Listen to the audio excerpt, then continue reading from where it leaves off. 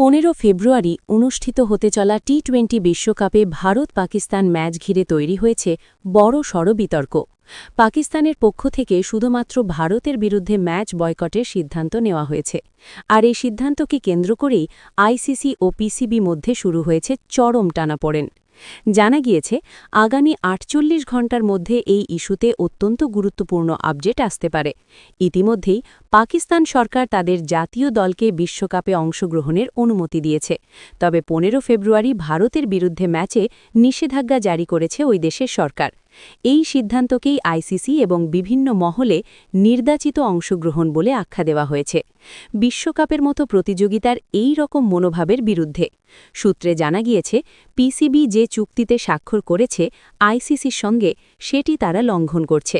ওই চুক্তিতে স্পষ্টভাবে উল্লেখ রয়েছে, ভারত ও পাকিস্তান দুই দেশই আইসিসির যে কোনো ইভেন্টে অংশ নেবে, একে অপরের বিরুদ্ধে খেলতেও সম্মত থাকবে। সবচেয়ে গুরুত্বপূর্ণ বিষয় হল, ওই চুক্তিতে কোনো বিশেষ পরিস্থিতির ধারা নেই যার মধ্যে দিয়ে বয়কট বৈধতা পাবে।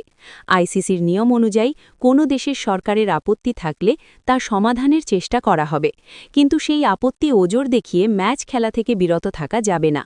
এক্ষেত্রে পিসিবির কাছ থেকে আইসিসি জানতে চাইতে পারে, তারা কি আদৌ সমস্যা মেটানোর কোনো পদক্ষেপ নিয়েছে। এটি কি পাকিস্তান সরকারের নতুন কোনো নীতি?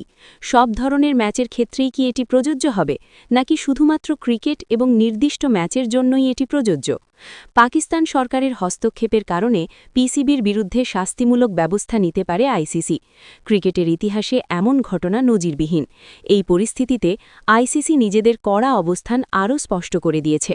আইসিসির মতে, এই ধরনের পরিস্থিতি প্রতিযোগিতার স্বচ্ছতা এবং ঘৃণাসুলভ মানসিকতাকে নষ্ট করে।